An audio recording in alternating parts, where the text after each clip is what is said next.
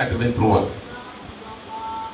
Et j'ai traîné cette maladie jusqu'à ce que je devienne chrétien avec ça. C'est une maladie bizarre. C'est la nuit tard et ça récupère les gens et tu piques la crise. J'avais constamment un médicament qu'on appelle Patoline à mes côtés pour pouvoir me soulager ou bien un calmant. Je suis devenu chrétien. J'étais constamment sous l'emprise de l'asthme. Et avec ça, je suis rentré à l'école pastorale. J'avais toujours l'asthme. Et Dieu est dans sa grandeur. Quand j'ai été affecté en Italie, et je devais passer par la France, j'ai fait ma valise, c'est ma femme qui fait souvent ma valise, parce que moi, je suis trop faible, je ne sais pas comment faire les bagages. Donc c'est elle, c'est moi quand on m'a fait, mon premier souci, c'est les bagages, et ça me fait maigrir souvent. Je ne sais pas comment je vais faire les bagages. Donc ma femme, elle a fait les bagages, j'ai pris mon avion, et je suis arrivé en France. Et c'était pendant l'hiver. L'hiver, quand on parle de l'hiver, il y a la neige, il fait froid. Ce n'est pas froid de votre climatisation là, non. Là-bas au-delà. Je suis arrivé en France à 11h, au temps de la côte de Bétiaco. On est arrivé à la maison.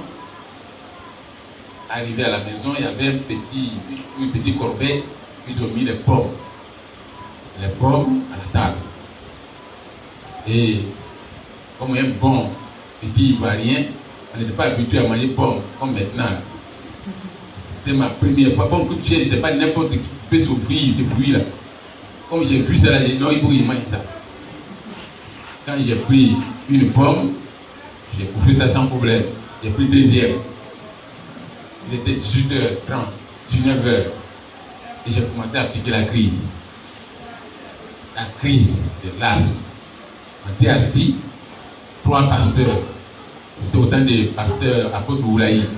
Je lui ai demandé, c'est mon ami intime, j'ai dit mon ami. Donc d'abord, je me suis levé, je suis allé dans ma chambre. J'ai regardé dans toute ma valise, je croyais avoir trouvé la ventoline. Mon ami intime aussi. Je fouille partout, pas de ventoline. Ah. Je n'ai plus pouvoir appeler ma femme. Pour lui faire une remontrance, pourquoi tu as oublié la ventoline? Je suis sorti prévu de la chambre, je suis venu m'asseoir à côté de mon collègue. Il dit, collègue, où est-ce qu'on peut trouver une pharmacie ici pour que je puisse me procurer la ventoline? Il a dit, mon ami, on n'est pas en Côte d'Ivoire. Ici, là, on ne peut pas acheter les remèdes n'importe comment. Quand il m'a dit ça, j'étais complètement déboussolé, je n'avais plus d'alternative. Je me suis levé tranquillement, je me suis vautré dans une douche et j'ai prié à Dieu. Je dis, Seigneur, c'est toi qui m'as envoyé en mission ici. Voilà que je suis malade. J'ai la crise de l'asthme. Je n'ai pas autre chose que soit délivré. C'est toi qui guéris toute forme de pathologie et toutes sortes de maladies. Alors faites quelque chose pour moi. Pour que je puisse continuer ma mission. 15 minutes, je suis sorti de la douche. J'allais m'asseoir auprès de mes collègues. C'était en 2010. Et séance tenante, la crise de l'asthme a disparu. Jusqu'aujourd'hui, de 2010 jusqu'en 2019, je n'ai plus jamais piqué la crise de l'asthme. Donc Jésus libère réellement. Jésus libère réellement. Le Dieu que nous servons, il est un Dieu très puissant, très grand. Oui. C'est pourquoi ce matin, je voudrais m'appuyer sur votre thème et puis vous donner quelques révélations qui peuvent tous nous pousser à comprendre qu'effectivement Jésus libère. Jésus libère réellement et l'introduction que je vais vous apporter est celle-ci. L'homme est au centre de toute la toute la préoccupation de Dieu. L'homme est au centre de toute la préoccupation de Dieu. Vous êtes d'accord avec moi? Non, vous ne le savez pas. Dieu, il aime l'homme.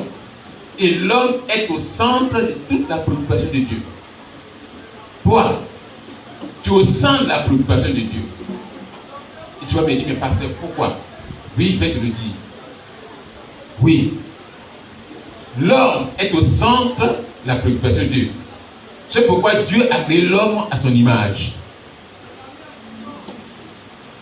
Dieu t'a créé à son image et à sa ressemblance parce que tu es au centre de sa préoccupation.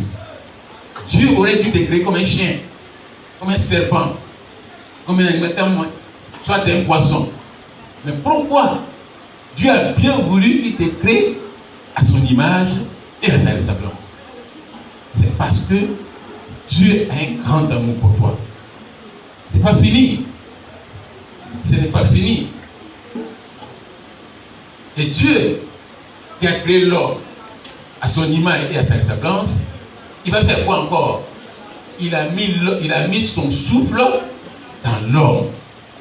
Dieu n'a pas mis son souffle dans un animal. Mais comme toi tu lui tiens à cœur, il a mis une partie de lui en toi. En toi. C'est pas fini? Oui. Nous prenons Genèse 2, verset 7. On dit Dieu a soufflé dans l'homme et l'homme est devenu un être vivant. Évidemment, dès la création du monde, Dieu a jugé nécessaire et utile de placer l'homme dans le jardin d'Éden. Dieu n'a pas placé l'homme n'importe où. Dieu a mis un homme dans le jardin d'Éden. C'est aussi un lieu parasitiaque. Un lieu il fait bon vivre. Dieu ne pouvait pas placer un homme n'importe où. Parce que l'homme est au centre de sa préoccupation. Dieu aime l'homme. Dieu n'a jamais pensé que l'homme souffre. Dieu veut que tu sois aisé, heureux. Heureux, c'est pourquoi tu es au centre de sa préoccupation. Au centre de sa préoccupation. Dieu a mis l'homme et qu'est-ce qu'il va dire? C'est pourquoi Dieu va donner une instruction, un ordre très sévère à l'homme. Tu ne tueras point. Dieu, il s'adresse à l'homme et dit, tu ne tueras point. Cela ne veut pas dire, Dieu n'a pas dit à l'homme de ne pas tuer un animal. Mais Dieu disait à l'homme de ne jamais tuer un homme. Il n'est pas tuer un homme. Dieu n'a pas dit de ne pas tuer un poulet. Il n'a pas dit que vous avez tué un bœuf pour le manger, n'est-ce pas? Est-ce que Dieu va faire pareil pour ça? Non. Dieu a dit, tu ne tueras point. L'homme est au centre de la préoccupation de Dieu. Dieu a ton frère qui est au centre de la préoccupation de Dieu.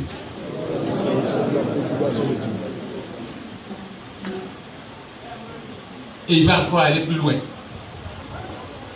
Si nous prenons Matthieu 22, verset 4, là, on dit, Dieu dit encore, tu aimeras ton prochain comme toi-même. Dieu s'adresse à qui? Il parle toujours par rapport à l'homme. Tu aimeras ton prochain comme toi-même. Parce que l'homme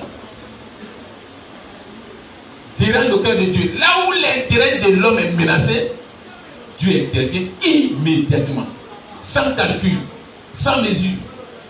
Quand l'intérêt de l'homme est menacé quelque part, Dieu réagit automatiquement. Parce que l'homme est au centre de toute la préoccupation de Dieu. Et il dit, tu ne tueras point. L'homme, tu aimeras ton frère comme toi-même. Parce que c'est mon image. C'est ma ressemblance. C'est ma ressemblance. C'est pourquoi on peut dire Jésus libère réellement. Mais ça va arriver. Au vu de tout ce qui a été cité ci-dessus, nous pouvons confirmer que Dieu a un amour parfait et considérable pour l'homme. Au vu de ce que je viens de citer au-dessus. Dieu a créé l'homme à son image, à sa ressemblance. Dieu a mis l'homme, il a mis son souffle dans l'homme. Et il a intimé l'ordre à l'homme de ne pas tuer. Et il a dit encore, tu aimeras. Il n'a pas dit un animal. Tu aimeras l'homme, ma créature que j'ai créée à mon image. Il faut l'aimer comme toi-même tu t'aimes. Oui. Donc, vous allez comprendre cet amour.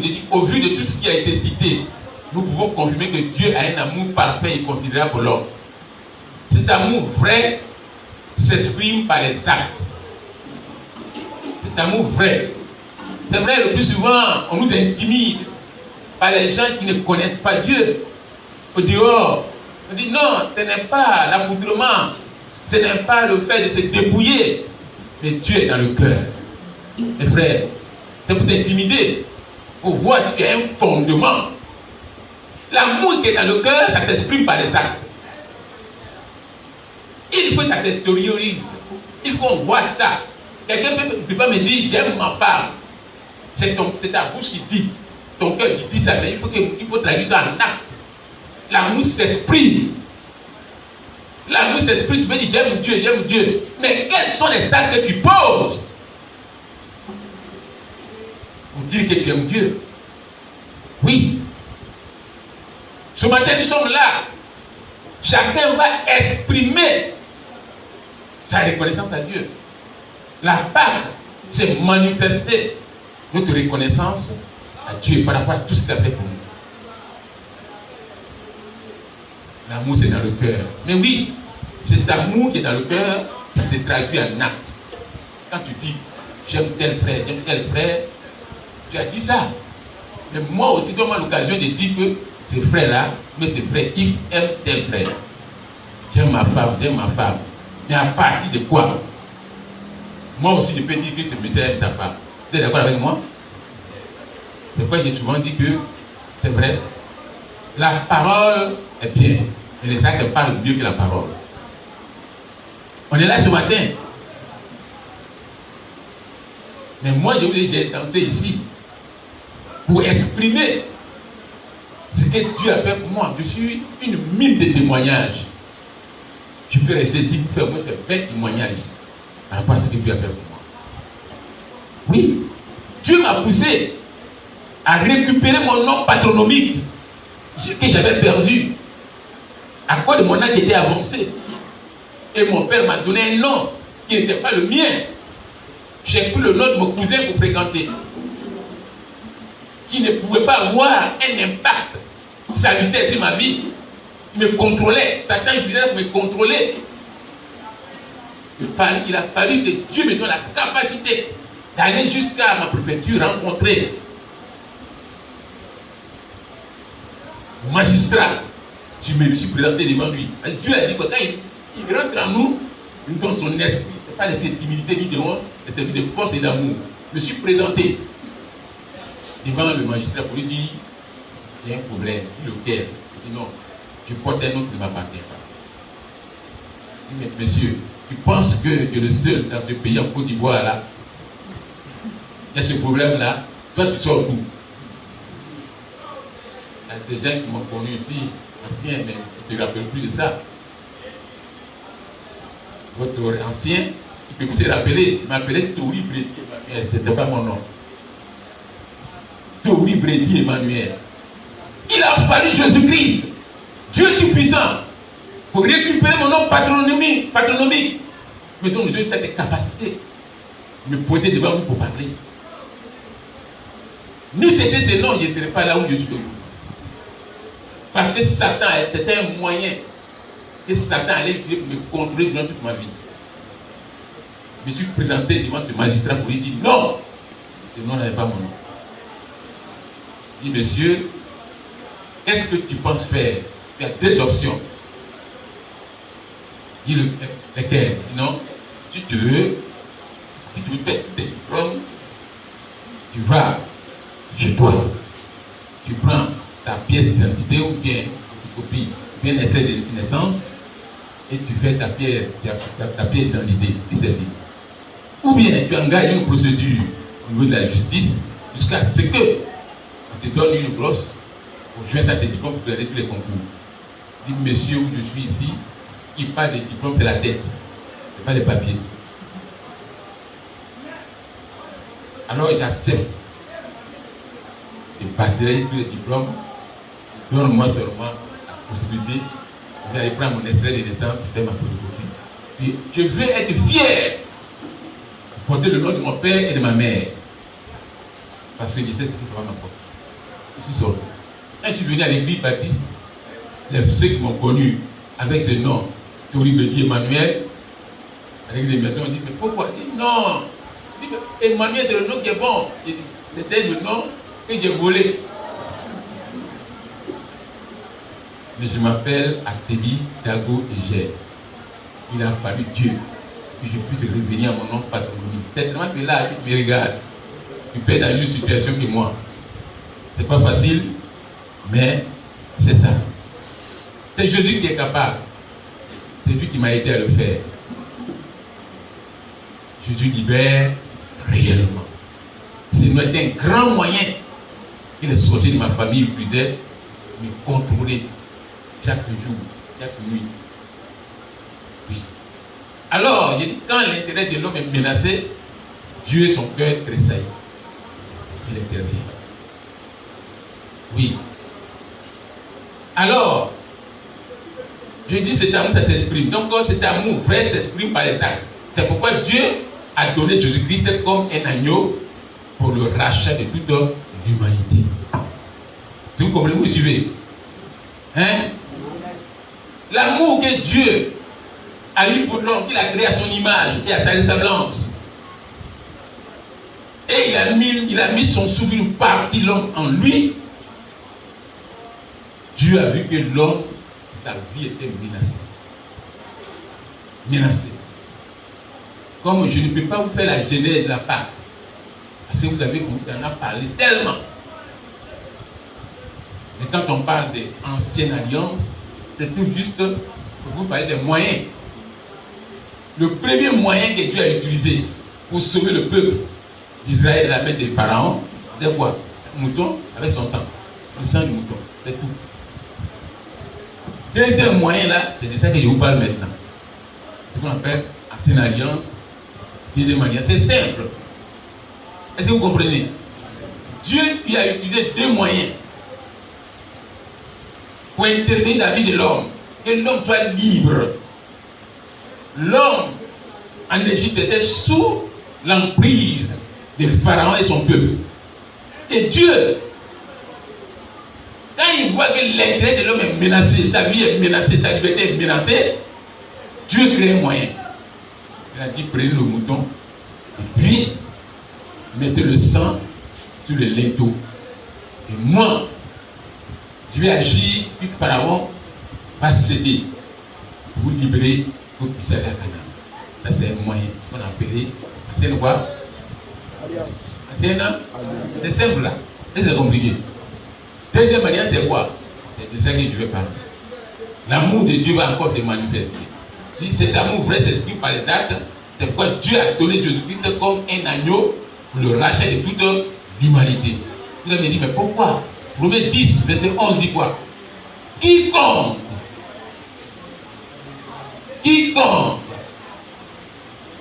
qui va accepter Jésus-Christ sera sauvé. Est-ce que vous comprenez? Dieu donne encore un autre moyen. C'est-à-dire quiconque, que tu sois guéri, que tu sois parlé, que tu sois voleur, que tu sois, même je dirais, si tu es microbe, si tu es quoi encore, tout ce monde-là, si tu acceptes Jésus-Christ, tu seras sauvé. Romains 10, verset 11. Et même Romains 10, verset 13 dit quoi? Celui qui invoque le nom de Jésus-Christ sera sauvé. Celui qui invoque. C'est un moyen puissant. Un moyen pour que tu sois libéré. Alors tu seras sauvé. Et là. Donc je dirais ceci. Disons que ce sacrifice-là a une raison fondamentale.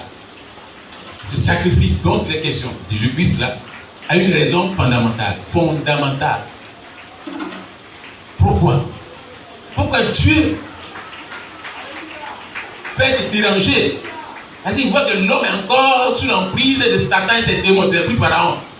L'homme est sous l'emprise de beaucoup de maladies, la malédiction, les sorciers et beaucoup d'autres choses.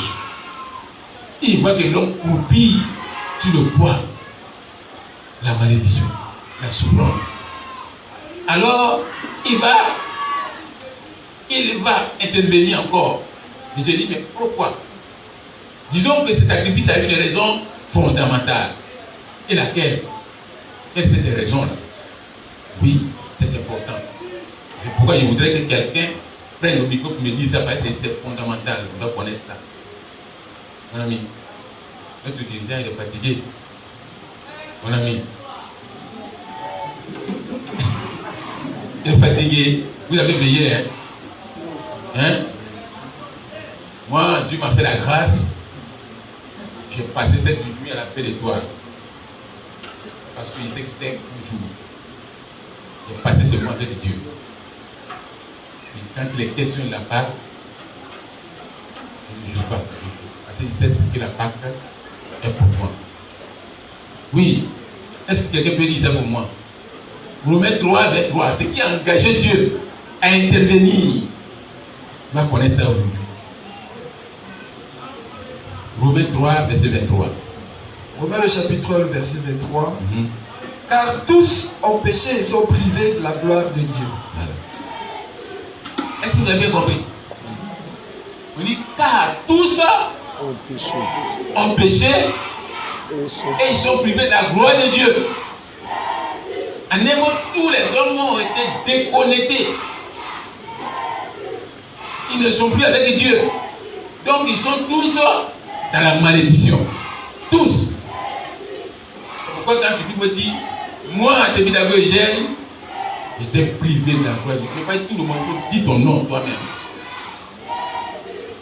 Moi, Thébi Dago Eugène, j'étais privé de la gloire de Dieu. Voilà ce qui a motivé Dieu à donner ses sacrifices pour toi. Parce que toi, tu étais sous la malédiction, sous l'emprise. Alors il faut que Dieu te libère. Il faut que Dieu te libère. Dieu a vu ça. La Bible dit quoi? Quand Proverbe 15, verset 3, il dit Dieu ouvre le ciel. Il a les regards sur tous les habitants de la terre, les bons et les méchants. Dieu, lui, il travaille avec notre cœur. Dieu connaît ce qui se passe dans notre cœur. On est assis là ce matin. Mais Dieu sait ce qui se passe. Dieu sait ce qui se passe. Dieu voit la misère de l'homme. Et Dieu, et je vous ai dit d'entrée que Dieu, il voit quand l'homme souffre, le cœur de Dieu bouge. Dieu intervient. Dieu ne t'a pas créé pour que tu souffres, pour que tu sois sous l'emprise du diable. Alors quand Dieu a dit, tous sont péchés, tous. Est-ce que tu étais dedans? Tous là, est-ce que tu étais dedans? Hein? Vous reconnaissez ça? Tous ont péché. Et toi, tu es privé. Privé de la gloire de Dieu. Et quelle gloire? Quelle gloire? On est privé de quoi?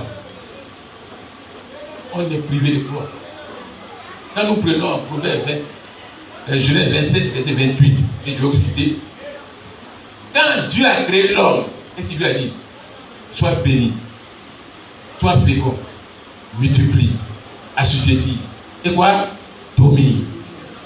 À cause du péché, on a été privé de tout ça.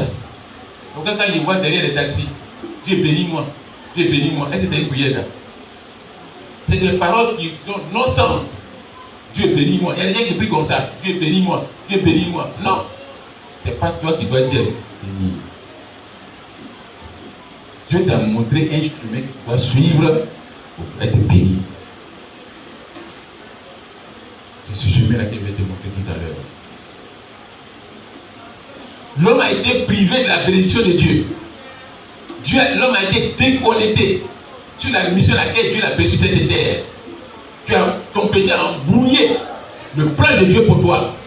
Quand nous prenons Proverbe 7, verset 4, Dieu dit quoi? Il a créé chaque chose pour un but. Dieu t'a créé pour un but. Mais ton comportement a embrouillé maintenant ceci.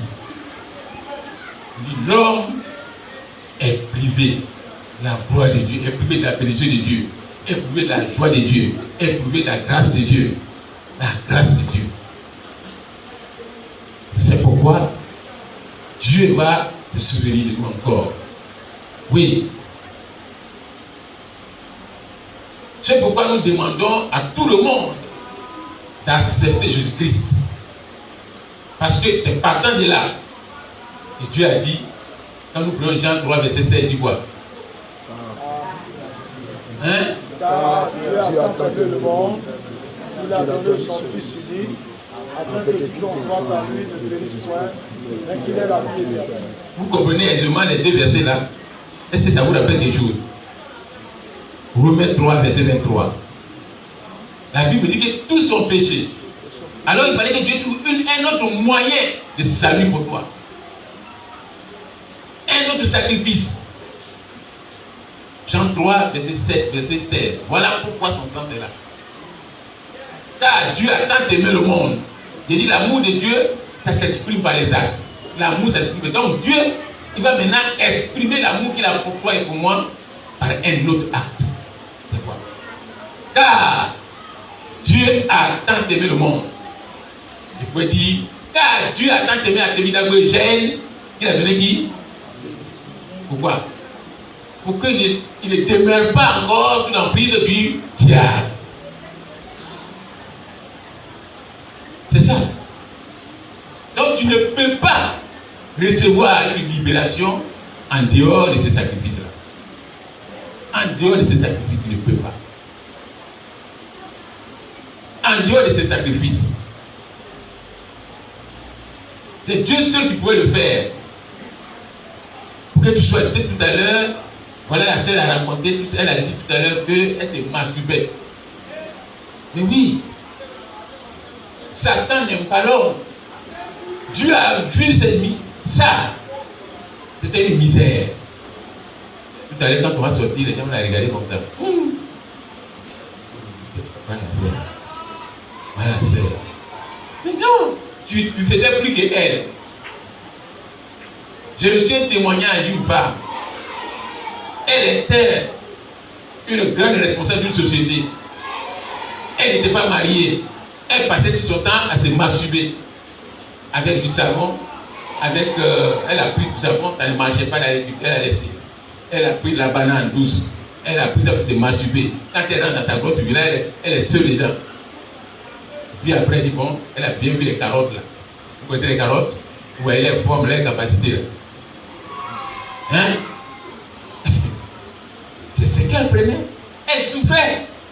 Quand on envoie dans un supermarché, aujourd'hui, on n'a plus tellement envie en Europe, hein, c'est le même supermarché là qu'on trouve ici.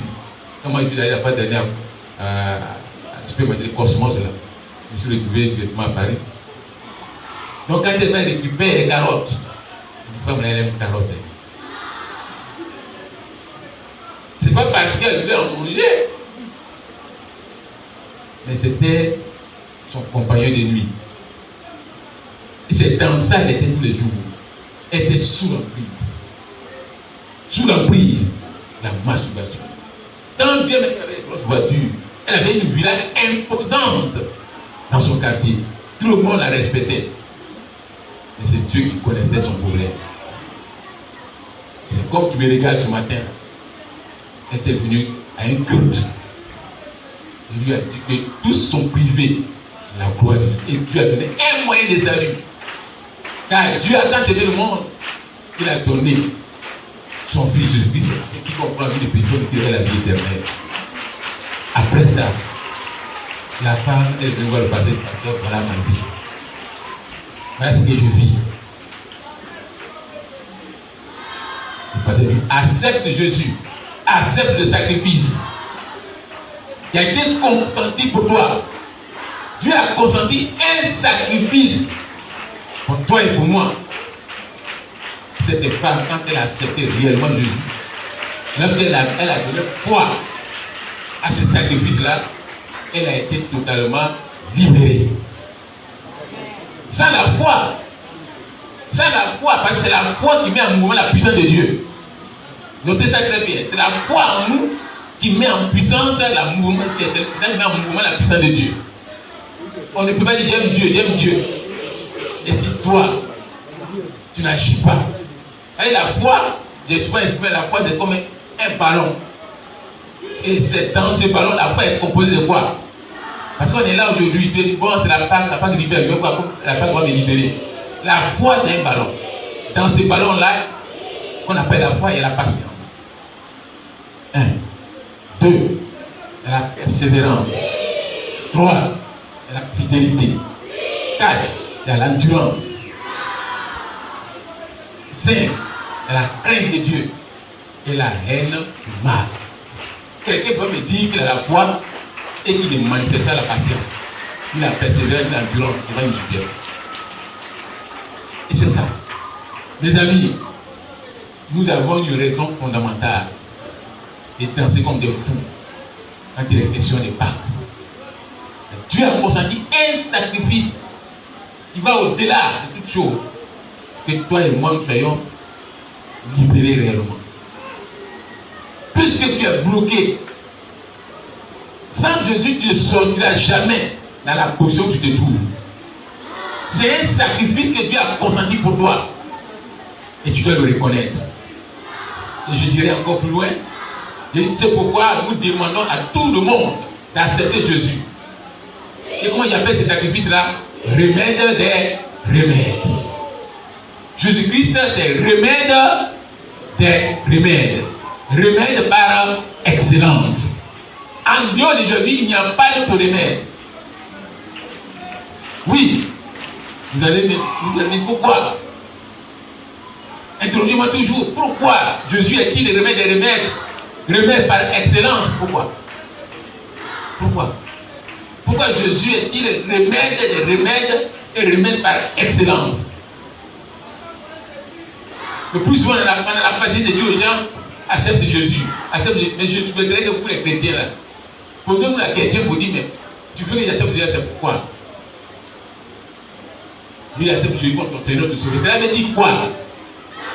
Qu'est-ce que cela veut dire exactement? C'est comme on a dit à quelqu'un, oui, viens, on va aller à la Pâque, mais pas que là, ça libère. Cela veut dire quoi? Oui, je vais te dire pourquoi. Aujourd'hui, pourquoi on dit que Jésus-Christ est le remède des remèdes. Premier point, qu'est-ce qu'on trouve dans Jésus? En Jésus, c'est toute la croix qui libère la malédiction. En Jésus. C'est la croix de Jésus-Christ seul qui nous libère de la malédiction ancestrale héréditaire et pour nous-mêmes. La croix de Jésus. Et vous allez me dire, vous allez dire ça dans Galates 3, verset 14. Je souhaiterais que quelqu'un fasse Galates 3, verset 13 d'abord. Galates 3, verset 13. Lisez-moi ça. Ou bien, je pense que. Oui. Galates 3, verset 13. Vous allez bien comprendre ce qui est en Jésus, pourquoi on nous propose Jésus-Christ. Oui. Galates le chapitre 3, le verset 13 dit ceci. Christ nous a racheté de la malédiction de la loi, étant devenu malédiction pour nous, car il est écrit, maudit est quiconque est pendu au bois.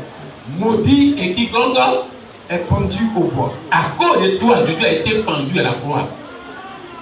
C'est les maudits. C'est les hommes qui font de mauvaises choses. Si un enfant à l'époque, si l'enfant frappait sa mère, on le récupérait, on le mettait à la croix. Parce qu'il a posé un acte ignoble.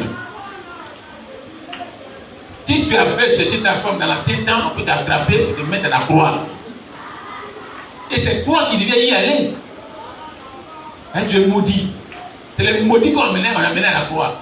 Mais Jésus a accepté d'aller à la croix pour que toi, tu puisses sortir de la malédiction.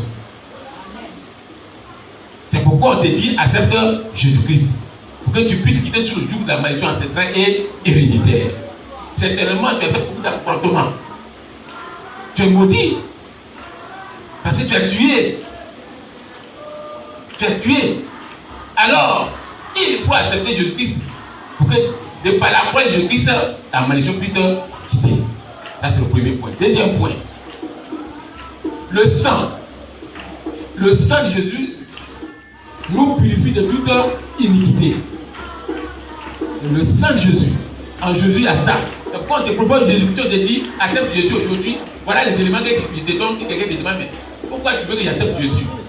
C'est pour que tu sois libéré de la malédiction. Et le sang, c'est le sang de Jésus qui nous purifie de quoi? De tous les péchés. Chaque chose a son rôle dans le sang de Jésus. Chaque chose. Il faut le sang de Jésus-Christ. Nous pouvons lire Jean 1, verset 29. Et après, on va lire Apocalypse 5, verset 9. Jean 1, verset 29 dit ceci. Le lendemain, il vit Jésus venant à lui et il dit: Voici l'agneau de Dieu qui ôte le péché du monde. Oui, pour prendre Apocalypse 5, verset 9. Apocalypse 5, verset 9. Apocalypse 5, verset 9. Apocalypse 7, verset 9 dit ceci. 5, verset 9 dit ceci. Et il chantait un cantique nouveau en disant: Tu es digne de prendre le livre et d'en ouvrir les sceaux, car tu as été immolé et tu as racheté pour Dieu par ton sang des hommes de toute tribu, de toute langue, de tout peuple et de toute nation. Son sang. Tu ne peux pas aller dans une pharmacie quelque part pour dire à la pharmacienne: donne-moi un remède parce que j'ai péché pour que mes péchés soient pardonnés. Ça soit purifié. Est-ce qu'il y a une pharmacie où quelqu'un peut aller pour acheter un remède pour que la malédiction le quitte? Est-ce qu'il y en a? Non. Qui a trouvé un remède comme ça? Il y a des grandes pharmacies, citez-moi une, où on peut aller pour dire: je suis venu acheter un remède parce que j'ai trop péché, que le péché soit purifié. Il y en a? Est-ce qu'il y a aussi une pharmacie où on peut acheter un remède pour dire: je suis venu acheter un remède pour que la malédiction me quitte? Il y en a? Non. C'est pourquoi Jésus est le remède des remèdes. Remède par excellence. En dehors de Jésus, il n'y a pas d'autre remède. Oui. Le troisième point. Et avec ça, nous allons conclure. C'est les tissures qui nous guérissent de toutes les maladies et infirmités. C'est les tissures nous guérissent de toutes sortes de pathologies. L'ensemble de toutes les maladies. Oui. Les maîtrissures. Tout à l'heure, il y a quelqu'un qui a parlé de ça. Jésus, avant d'aller à la croix, il a été flagellé. Les gens l'ont fait porter une couronne d'épines qui a percé sa tête. Il a été frappé. Les gens ont craché sur lui. Il a vécu beaucoup de choses. Il a été insulté, maudit. Il a été même traîné par terre. Il a fait souffrir ton corps pour toi. Une fois que tu l'invoques, si quelqu'un s'appuie par la vertu, la puissance du sang de Jésus-Christ, il me déclare pur. Tu deviens comment? Pur. Par la vertu de la croix de Jésus, pas n'importe quelle croix. La croix de Jésus, par sa vertu, par sa puissance, je reçois la bénédiction. En Dieu est plein de quoi? La malédiction. C'est pourquoi on te propose Jésus. Oui. Et nous partons. Les mettre sur 1 Pierre 2, verset 24. 1 Pierre 2, verset 24. Verset 24. Lui qui a porté lui-même nos péchés en son corps sur le bois, afin que mort au péché, nous vivions pour la justice. Lui, par la maîtrise duquel vous avez été guéris. Vous comprenez très bien? C'est par la maîtrise de qui qu'on est guéri? Par un remède? Non. C'est par la vertu de la puissance des maîtrises de Jésus-Christ que nous recevons quoi? La guérison de toutes sortes de maladies. Voilà la raison pour laquelle nous devons accepter Jésus. C'est un sacrifice que Dieu a consenti pour toi, pour que la malédiction te quitte. C'est un sacrifice que Dieu a consenti pour toi, pour que tes péchés soient sanctifiés. C'est un sacrifice que Dieu a consenti pour toi, pour que quoi? Que tu sois guéri de quoi? De toutes les maladies. C'est ce sacrifice-là qui fait que nous sommes là ce matin. Pour rendre honneur à Dieu. Je dis Dieu merci. N'eût été ton intervention, on ne serait pas là où nous sommes. C'est pourquoi on ne peut pas fêter la Pâque comme n'importe quelle Pâque. Et pourquoi vous allez me dire, mais pourquoi? Voyez-vous, quand nous prenons Exode 12, verset 1, c'est Dieu même qui nous impose cette Pâque-là. C'est Dieu qui nous impose cette Pâque. Dit célébrer cette Pâque à mon honneur. Qui a dit ça une fois? Dit ça. Exode 12, verset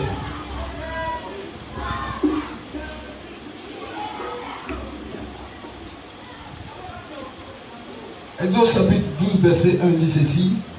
L'Éternel dit à Moïse et à Aaron dans le pays d'Égypte, ce mois-ci sera pour vous le premier des mois. Il sera pour vous le premier des mois de l'année. Parlez à toute l'assemblée d'Israël et dites, le 10e jour de ce mois, on prendra un agneau pour chaque famille, un agneau pour chaque maison. Si la maison est trop peu nombreuse pour un agneau, on le prendra avec son plus proche voisin selon le nombre des personnes. Vous compterez pour cet agneau d'après ce que chacun peut manger. Ce sera un agneau sans défaut, mâle, âgé d'un an. Vous pourrez prendre un agneau ou un chevreau. Vous le garderez jusqu'au 14e jour de ce mois. Et toute l'assemblée d'Israël l'immolera entre les deux soirs. On prendra de son sang et on en mettra sur les deux poteaux et sur le linteau de la porte des maisons où l'on le mangera. C'est lui-même. Non, tu peux prendre 14. Verset 14. Alors, verset 14. Vous conserverez le souvenir de ce jour et vous le célébrerez pour une fête en l'honneur de l'Éternel. Vous le célébrerez comme une loi perpétuelle pour vos descendants. Vous comprenez? Qui a parlé? Dieu a dit quoi? Qui nous a imposé ça? C'est une imposition. Il y a plusieurs fêtes. Il y a la Pâque. Il y a la, comment on appelle ça? La Pentecôte. Et il y a dimanche. Moi, c'est dimanche que je prends. C'est les fêtes. Dieu ne nous a jamais imposé la Pentecôte. Jamais. Jésus n'a pas imposé aussi dimanche. Et les chrétiens même ont dit, comme Jésus est ressuscité dimanche, pour ne pas oublier ce jour-là, il faut qu'on se retrouve pour pouvoir prier et célébrer la résurrection de Jésus. C'est pourquoi nous venons tous les dimanches à l'église. La Pentecôte, c'est aussi la célébration de la venue du Saint-Esprit sur quoi? Dans ce monde-là, mais malheureusement par ignorance, c'est ce jour-là qu'on dit que Saint-Esprit arrive. Vous êtes d'accord avec moi? Hein? Les femmes, c'est pas vous, c'est pas comme ça. On dit il arrive, Saint-Esprit venez aujourd'hui, vous allez recevoir Saint-Esprit parce que c'est la Pentecôte. C'est pas vrai! Saint-Esprit était là déjà. Si on n'a pas le Saint-Esprit, on ne peut pas gêner, on ne peut pas prier. On ne peut pas prier pour les malades. Donc c'est l'homme, les chrétiens qui sont désirés. Il faut que nous célébrons la venue de Saint-Esprit. Dieu ne nous a pas imposé ça, ni Jésus non plus. Jamais. Mais la seule fête que Dieu nous a imposée là, c'est la Pâque. De célébrer cette Pâque à mon honneur et continuellement. C'est pourquoi vous allez voir comment Dieu va réagir. Ceux qui s'amusent avec la Pâque, quand il y a la Pâque, mais là, quand il y a la Pâque, il faut sortir de l'ordinaire. Il faut faire des choses extraordinaires. Il faut s'habiller autrement pour dire que aujourd'hui c'est la Pâque. Prends Nombre 9. Nombre 9, verset 13, vous allez voir. Parce que Dieu ne joue pas avec la Pâque. Nombre chapitre 9, verset 13. Nombre chapitre 9, le verset 13 dit ceci. Si celui qui est pur et qui n'est pas en voyage s'abstient de célébrer la Pâque, celui-là sera retranché de son peuple, parce qu'il n'a pas présenté l'offrande de l'Éternel au temps fixé. Cet homme-là portera la peine de son péché. Est-ce que vous comprenez? On a dansé, on a fait beaucoup de mouvements toute la semaine, tout ça. Mais voilà ce que Dieu dit encore. Il a dit, célébrez cette Pâque-là à mon honneur. Et il dit quoi? Toi qui penses que tu es libéré, et quand tu vas parler de la Pâque, tu vas mépriser ce jour. Tu vas avoir un comportement indigne vis-à-vis de Dieu, pour ne pas donner l'honneur à Dieu, parce qu'il a sacrifié ce qui pour que tu sois sauvé, et tu vas te mettre en retrait. Et par ton comportement, jusqu'à tu seras retranché. Alors, mon Dieu va faire quoi? Il va faire quoi? Il va te châtier. Mes frères, l'ignorance nous amène à chanter, à danser. Mais il faut connaître les bien fondés de la Pâque. Qui a parlé de la Pâque? Qui a répondu la Pâque? C'est pas Jésus. Dieu. Il dit, disait bien, célébrez la Pâque à mon honneur. Imaginez-vous un peu, en Égypte, Dieu a fait quoi? Il a dit que chaque famille donne quoi? Hein? Un agneau. Est-ce que c'est l'agneau là qui les a fait sortir en Égypte? Hein? C'est qui? Ah! Quand ils sont rentrés encore dans le désert, quand il y a eu des serpents, les gens ont murmuré, les gens ont murmuré contre quoi? Ils ont murmuré contre Moïse. Qu'est-ce que Dieu a fait sortir? Vous qui connaissez l'histoire. Il a fait sortir quoi? Les serpents brûlants. Dieu était obligé, parce que Dieu aime l'homme. Il veut toujours sauver l'homme. Dieu est obligé de créer une pharmacie dans le désert. Qu'on appelait quoi? Ah, c'était une pharmacie. Vous voulez au secours des hommes. Il veut que les hommes soient toujours sauvés. Mais ce n'est pas ces serpents des reins là. Dieu a dit seulement regardez ces serpents des reins, vous serez sauvés. Aujourd'hui, Dieu pourrait même vous dire bon, pour que chacun donne un mouton. Dieu vous a dit, hey Dieu, moi-même là, je suis veuve. Je vais trouver un mouton. Moi-même, je suis orphelin. J'ai trop d'enfants. Je ne vais pas payer un mouton. N'est-ce pas? Dieu pourrait le dire encore. Il pourrait dire bon, il faut que chacun donne un mouton. Si tu as péché pour que tu sois sauvé, il faut donner un mouton. Mais ça devait être encore dissertation. Commentaire sur commentaire. Et puis qu'on voit même voir le pasteur, mais tu connais mon problème. Où je vais trouver un mouton là? Ça fait 2 jours que je n'ai pas mangé. Je n'ai pas mouton que je vais acheter. Mais comme l'homme est aux préoccupations et dans toute la préoccupation de Dieu, Dieu a fait tout ça. Il dit bon, je vais vous épargner à faire des dissertations, dire que non, vraiment, je n'ai pas mouton, je n'ai pas ceci, je vais donner Jésus-Christ. En lieu pas de mouton, pour que ça soit un sacrifice pour tout le monde. C'est compris. Un remède. Si tu as accepté Jésus-Christ, ta vie est réglée. Mais il y a des gens aujourd'hui qui ne veulent pas. Et je me suis posé la question, mais dans le désert, quand le serpent mordait les gens, il y a des gens même là qui n'ont même pas regardé ça. Quand le serpent les a mordus, ils ont regardé, ah, le serpent, est-ce qu'il y a du sang? Le serpent, est-ce que c'est long comment? Est-ce que c'est couleur? Mais c'est pas moi. Le temps que tu prends pour penser là, moi, je venais, elle va régler tout à ton cœur. C'est pourquoi Dieu dit non. Comme j'aime l'homme, ce n'est pas la peine de lui dire d'acheter, chacun va acheter un mouton pour faire son sacrifice. Moi, je vais faire un sacrifice ultime en dehors de toutes choses. Mes frères, Dieu a donné cet ordre. Célébrer la Pâque à mon honneur. Et Jésus est né. Jésus est né dans ça.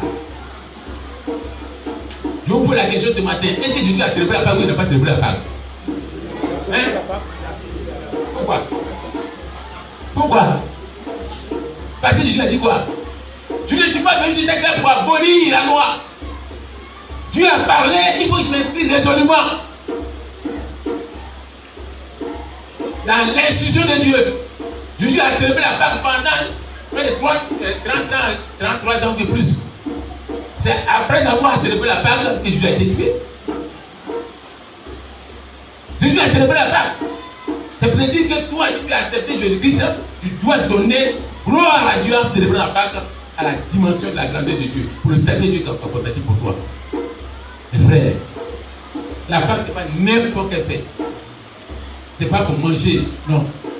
Mais on devait s'asseoir pour réfléchir. Qui accepterait d'aller à la croix? Qui allait accepter que son côté soit percé pour que le sang réagisse? Que mon fils ne soit pardonné? Jamais. Il fallait ça. Quand on fait la somme de toute la souffrance que Jésus a vécue, on a intérêt à donner gloire à Dieu. On a intérêt à donner gloire à Dieu. C'est le seul moyen par lequel tu dois passer pour que tu sois libre sur cette terre. Tu ne peux pas, c'est le seul remède que Dieu te prescrit. Le seul remède des remèdes, remède par excellence. Toi, tu es ancien, je voudrais que tu te mets dans cette voie, dans la célébration de la Pâque. Toi qui es nouveau, tu viens d'arriver, voilà pourquoi on te dit qu'il faut accepter Jésus.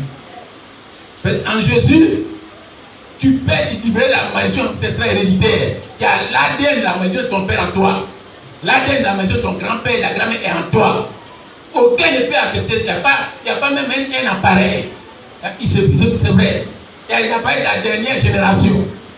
Mais aucun appareil ne peut te libérer de l'ADN du péché de ton grand-père, de ta grand-mère, de ta mère, de ton père et de toi-même. Il faut l'intervention de Jésus-Christ, il faut la croix.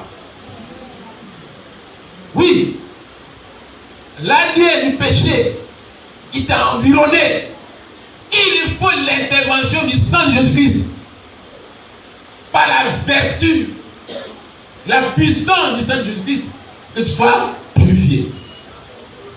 Oui, il faut la vertu, la puissance de maîtrise de Jésus-Christ, que tu sois guéri de toutes sortes de maladies. Tu ne peux pas, mes frères, aucun remède ne peut nous guérir. Les médecins, même s'il y a des médecins ici ce matin, qui lèvent la main du pasteur, ce que tu dis est faux. Les médicaments, il faut que nous soignions. Et c'est Dieu qui guérit. Jérémie 33, verset 3. C'est Dieu seul qui guérit. En dehors de Dieu, il n'y a pas de guérison. Tu peux avoir beaucoup de moyens, tu peux t'envoyer aux États-Unis, en France, pour regarder les médecins qualifiés. Et tu vas devenir mort. Oui. Mais pour que tu sois vivant encore, pour qu'un remède, tu peux aller au CHU, quelque part, avant de prescrire beaucoup de remèdes. Mais il faut la caution de Dieu, que tu sois guéri. C'est pourquoi tu dois accepter Jésus-Christ. Oui, en dehors de Jésus-Christ, ta vie n'a pas de sens. Il faudra le sacrifice qui a été consenti. Dieu a consenti cet acte pour toi. C'est pourquoi tu dois célébrer la Pâque à la dimension de la gloire de l'éternel sacrifice que Dieu a fait pour toi. Amen. Je vous laisse cette conclusion. À ce titre, nous disons haut et fort que Jésus-Christ se libère réellement. Ce n'est pas de l'utopie, ni un mythe, ni de l'imagination, mais c'est la réalité. C'est pourquoi Dieu nous demande à corps et à cri, c'est-à-dire avec insistance, de célébrer la Pâque à son honneur. Exode 12, verset 14. Oui. Nous retenons que la Pâque n'est pas célébrée parce que Jésus-Christ est mort et ressuscité. Avant que Jésus-Christ ne naisse, la fête de Pâques était déjà à l'ordre du jour. Pourquoi Jésus il a fêté la Pâque? Il nous demande de célébrer la Pâque. Nous célébrons la Pâque pour être reconnaissants. Vous pensez comme David a dit quoi? Psaume 103, verset 3. Il a dit, mon âme, n'oublie pas quoi? N'oublie pas les bienfaits de l'Éternel. Et c'est là que nous sommes arrivés. Quand on parle de Pâques, on doit rentrer dans la même peau de David pour dire, mon âme, n'oublie pas les bienfaits de l'Éternel. Si Dieu n'avait pas consenti ce sacrifice qui est Jésus-Christ, que deviendrait d'aujourd'hui? Ce monsieur qui est devant vous, je dis le suivant. Dieu allait jusqu'à dans une force sceptique pour prendre un homme comme moi, sortir avec moi, rempli de caca, avec des asticots. Il a fallu le Saint-Dieu pour soit lavé. Aujourd'hui, les gens disent, à tes les gens m'approchent. Qui peut m'approcher hier? Je me rappelle, ça fait quelques années, j'étais allé à Centrafrique, Cameroun, en Italie, je suis revenu, en Suède, et dans les matins, je suis revenu, je suis allé rendre visite à un homme. Il ne m'avait pas pris, ça fait longtemps. Il m'a dit, mais, pasteur, tu sors d'où? Je dis, non, je suis pasteur, mais je suis allé à Centrafrique, je suis allé au Cameroun, et après, je suis allé en Italie, je suis revenu, je suis allé en France, et l'autre animal, je suis venu. Il est tombé, il est sorti de sa chaise, il dit, qui aurait cru? Il faut qu'on le dise pourquoi. Quand tu acceptes Jésus, tes ennemis crient, oh, Oui, il faut un jour quand ils vont te voir, qui aurait cru? Et je vous laisse sur cette phrase, qui vivra, verra. Et Dieu bénisse.